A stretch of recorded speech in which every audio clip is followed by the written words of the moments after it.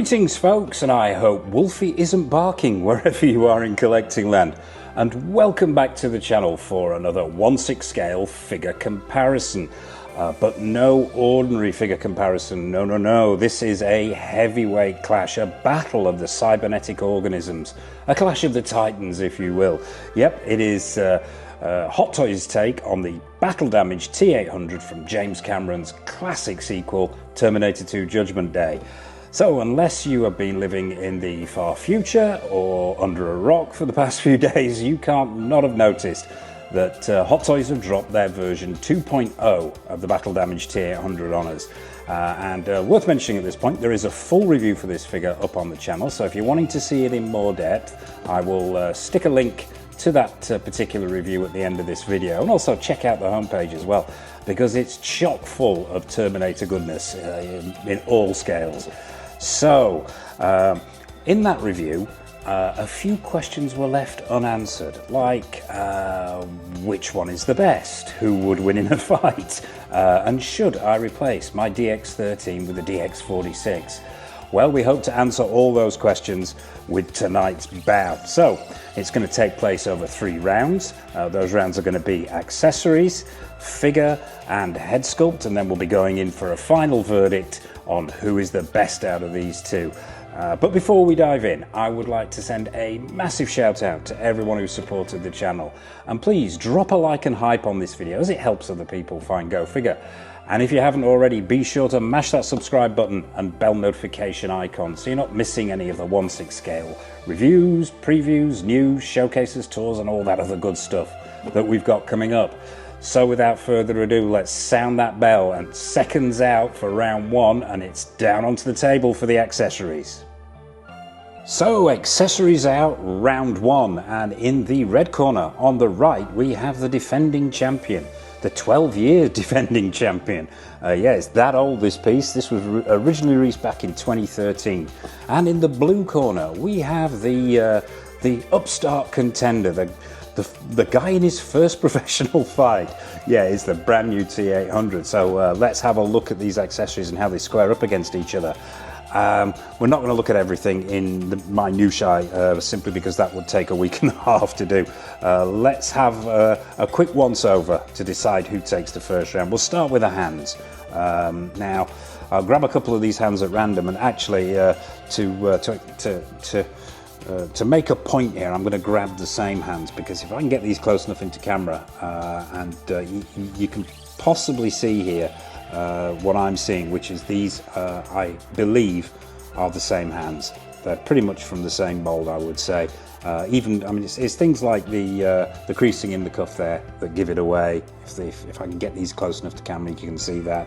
Also, the detailing on the back of the leather glove there is identical as well. So yeah, pretty much all these hands are identical. You get 8 hands, 4 pairs with both figures, although I have misplaced one temporarily.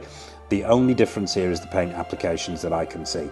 Now, paint applications on the new one, I would say, are slightly better. That black is slightly deeper, and the obvious difference here is the use of the blood paint application here. There's a lot more of it going on the contender as opposed to on the defending champion, and really that is the only difference.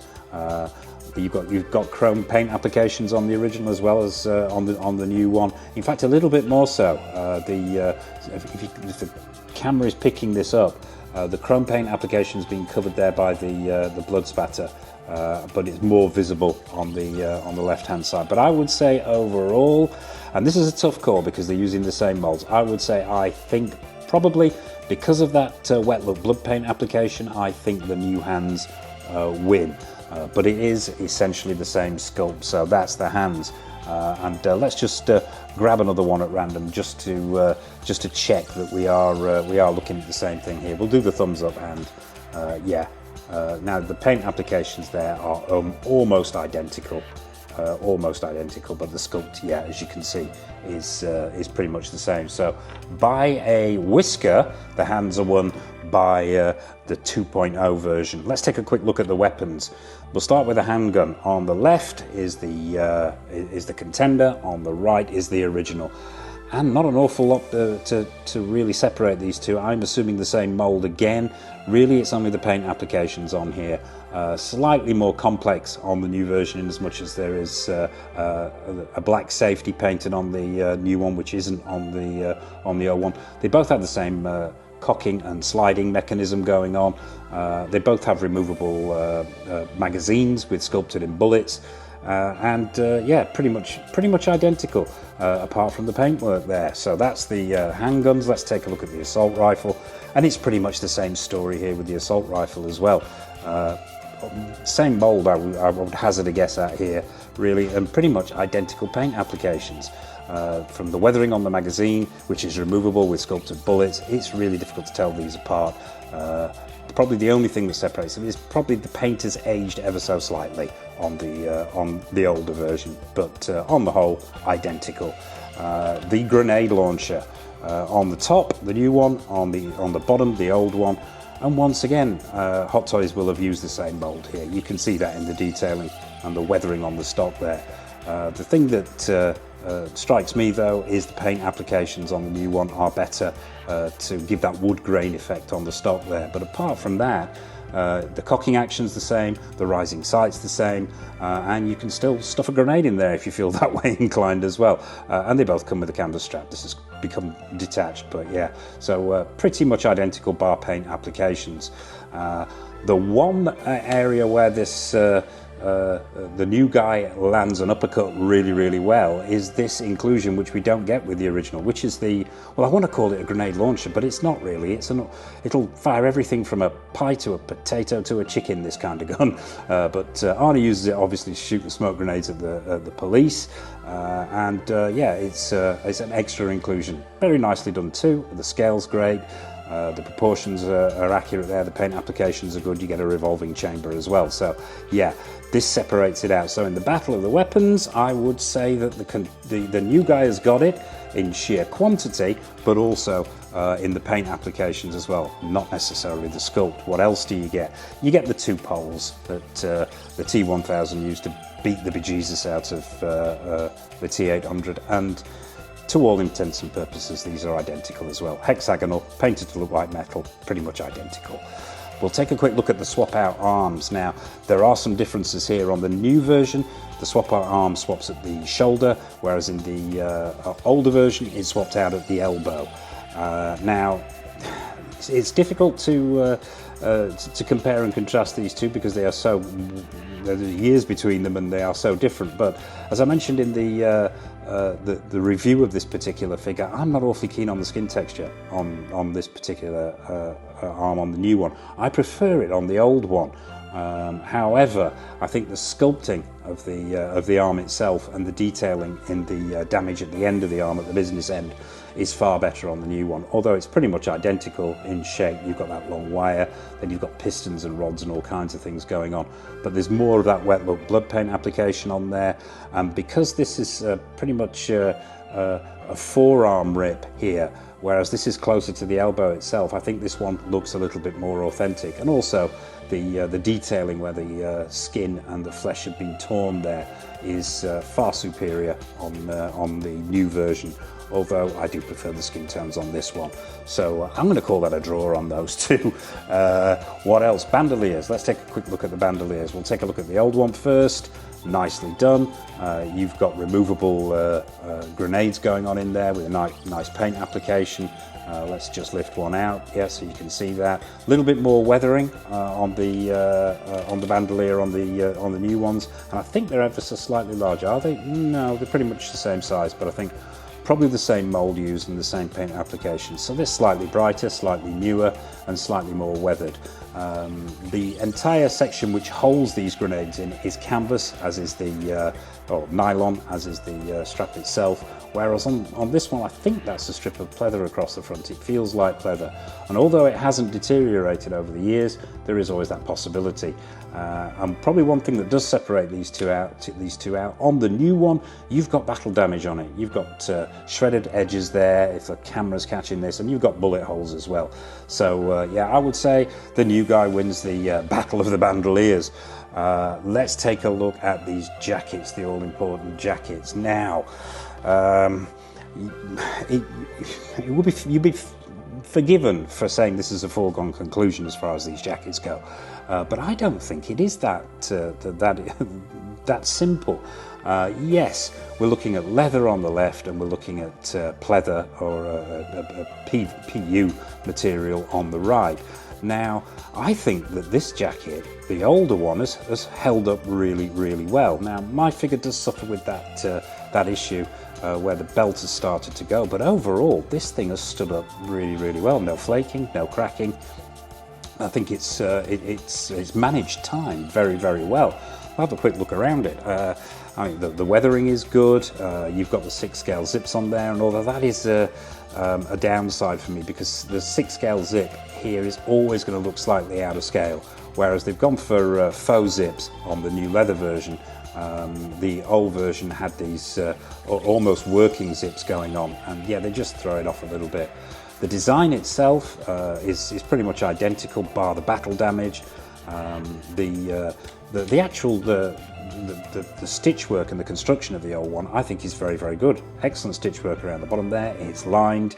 That rip on the arm there as well is very, very well done. It's weathered on the collar sections there, around the back. You've got the straps going on in the jacket itself, the belt around the back, and it's missing a little one of the buttons there, but that's an age thing. These have a tendency to fall off, and I had to replace one on the lapel as well. But overall, I think it stood up pretty well with those bullet holes and the weathering on the collar.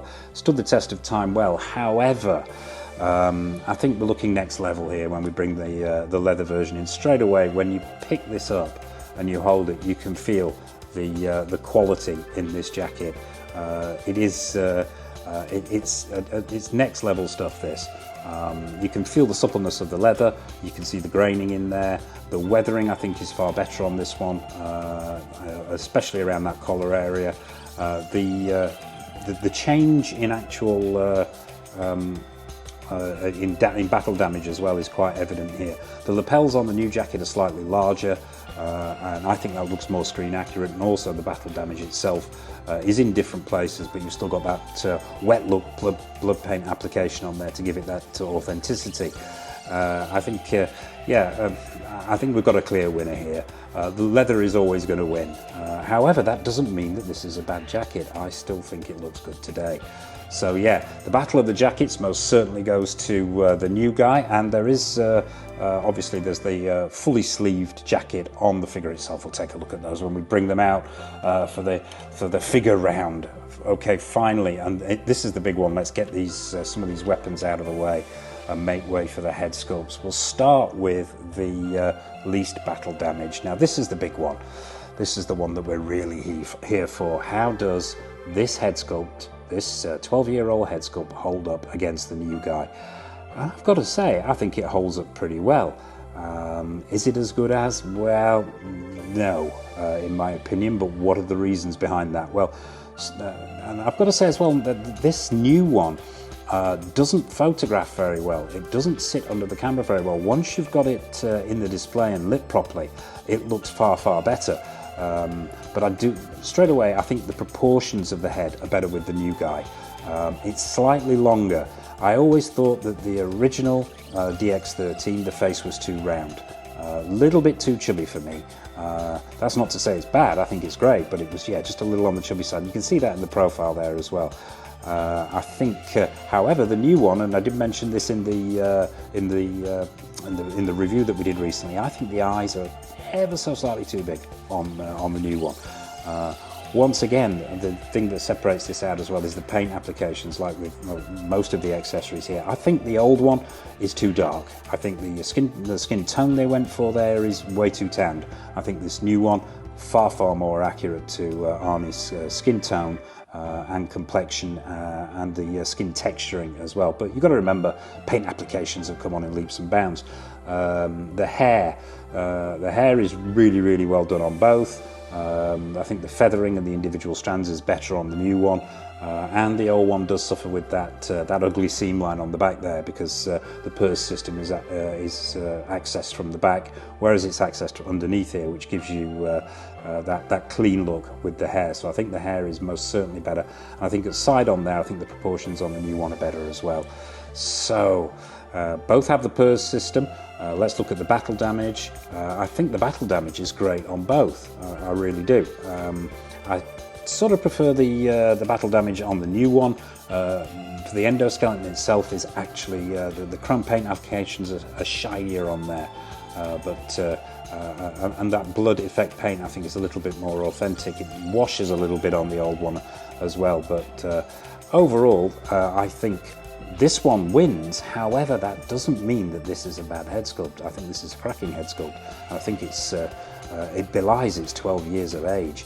So that's the first of the two. Let's take a look at the other two. And right, this is the acid test here. And straight away, I think the old one does suffer with that over chubbiness and that darker skin tone. But as I said, paint applications have come on so much in the past few years that they can be forgiven for that. The detailing on the battle damage is pretty much identical, although I do sort of err towards the old one, because down the bottom of the jaw here you can see more of these sort of those pistons that operate that jawline in a little bit more detail. But that's a minor thing. I think overall the winner most certainly here is the new guy. The eyes are the right colour, the furrows on the eyebrows, that detailing, that battle damage on the left cheek as well, all spot on. Once again, this has that problem, well, I'll say problem, but the disadvantage of having to access the purse system via the back of the head, which leaves that seam line, which this one doesn't suffer from. However, on the back of the head here, and that little bit of damage going on at the back of the head, I do prefer the old one. I think they've been a little bit meagre here with the blood paint applications, and I think that one does look actually a little bit better. But overall, yeah, I think quite clearly here, for me anyway, the winner in the head sculpt department is the contender, and not the defending champion, unfortunately. So that's the head sculpts. Finally, the diorama bases. We're going to need to clear the decks here so we can take a look at these. So cut to bases. So finally in the accessories round, it's Battle of the Bases. Let's start with the original T800 base that Hot Toys gave us way back in the day there. And very popular at the time it was with Hot Toys, this particular base. Square plastic with that grill on the front with that brown paint application to give that rust-like effect. You've got that metal nameplate on the front there. This was repurposed more times than I've had hot dinners. It was repurposed for Batman figures, amongst other things, amongst many other figures as well. But if it ain't broke, don't try and fix it. That's what I say. And very nice for the time it was too. Relatively straightforward. You've got a battery compartment on the bottom here. 3 AAA batteries to activate the light up feature. I've got some batteries in here, but I am not going to turn it on because I haven't used this light up feature for years. And those spotlights at the front there, the LEDs in there, have not aged well. They start strobing, and it's not the easiest thing to look at. But yeah, I would say for its time, I think this has stood up pretty well and is a good sort of semi-diorama stand, and it suited the original T800 perfectly. So yeah, that's the original stand. Now the new one. Where to begin here? This is it's stunning. It's a stunning piece of work, I have to say. From the light up feature, which you've got activated here, which is USB-C powered, you get that beautiful orange glow coming through, which lights the figure fantastically. You've got that metal nameplate on the front there. This all plastic base with you've got these metal railings, or metal but plastic painted to look like metal railings on the side with the warning strip down them in yellow and black. You've got the winch operating mechanism that fully works at the back there, and probably the icing on the cake with this particular diorama is this back piece. All one piece of plastic here. No compressed card, none of that nonsense that we've had from Hot Toys in the past. They've gone all in here. The sculpting on the back as well is great to see, with the paint applications to give it that masonry look and also that metal look with rust on it. Around the front here you've got chains hanging from it, full metal chains, which are great to see, and once again those paint applications and sculpt to give that cracked masonry look and that rust are just exemplary. And sort of the icing on the cake with this is this grille at the back here. This is all done in metal as well. So yeah, a superb base. And if you've picked up the 2.0 version of the T1000, these two just sit together beautifully in the display. They really complement each other. They look fantastic together, and it's a brilliant diorama base. There's no getting away from it. So as far as the bases go, unfortunately, as much as I like this old Hot Toys base, unfortunately, yeah, it's a clear knockout as far as the Battle of the Bases go, and the win goes to the new guy, goes to the contender. So that's the Battle of the Bases. But let's do the all-important round. Let's get those figures out. Let's get them side by side, and let's see how they square off against each other. Okay folks, so it's time for the final round and a judge's decision. The final round is a face-off between the pair of them. Let's start with proportions. Let's start with the original T800. Now, when it stands on its own, this thing looks like it's in proportion. I had to actually put these two figures side by side just to check that the height was the same. And it's a bit of an optical illusion, but they are both the same height. Now, the proportions on the original I don't think are as good. A lot of that is down to the body that's been used, and it's down to the way that the jacket falls. I'll see if I can give you an idea here. The jacket falls around the neck, the shoulder areas are far superior, the proportions are far better, particularly in the leg area as well. I think where the waist is, the size of the chest, I think overall, yeah, proportionally, the 2.0 has most certainly got the original beat. But let's have a close-up look at the original first, and then we can get an idea of where we're going with this. The boots, both sculpted plastic on both of these figures. I have to say, I actually prefer the weathering on the original there. I think they're more weathered and they look more authentic. Moving up now. Straight away, the original is hampered here because of that artificial leather that we're looking at here. It doesn't fall quite as well. It doesn't hang or crease quite as well as the leather on the new version, and that's inevitable, I think, unfortunately. However, that doesn't mean that this is bad. It doesn't look bad. It just looks better on the new one. That gash in the knee section there is smaller than the new one. You've got more lower leg visible in this one, whereas on the new one you've got more of the upper leg and that wound visible. I'm sure you could fuzz that down a little bit if you wanted to show a little bit more, but I think both look as good. Probably in the balance of things, I think I prefer the new one a little bit more there. The cut and finish on the pleather on the new one is quite good. Although, as I said, just the way that jacket's been designed, it doesn't fit snugly around the shoulder area, it doesn't fit flat to the chest, which is what the new one does, and that gets that authentic look and that authentic build of Schwarzenegger, in my opinion. That wound in the chest on the original, really like that. It's incredibly well done. The red effect blood paint there, the wet look effect paint, is very well done. Doesn't show quite as much battle damage as the new one, but I still think it stands up today. The downsides on this shirt, I think of the collar. The weathering's great on here. It's got that brown weathered paint application. It's also got some dried in blood. But the way the collar sits on the original isn't quite as screen accurate, in my opinion, although the stitch work is very good. See what I mean? If we zip over here, you can see that collar rides ever so slightly higher, and if I pull back here, you can see I think that's more in keeping with the actual proportions and cut of the shirt in the film. What else? Well, the original is. I mean, it's not to say the original is a bad figure. Let's get this the elephant in the room out of the way. It is not a bad figure. It is a classic figure. It wouldn't have been hailed as a grail for so long. I just think what the new version does, it does so much better. The way that leather falls there, as you can see, the creasing in there. Do have some minor complaints about that belt and how it falls. It still seems to want to ride up and make it look like he's there's too much of a gap here, and the gap here between the top of the trousers, the pants themselves, and the crotch area is far bigger, as you can see on the new one.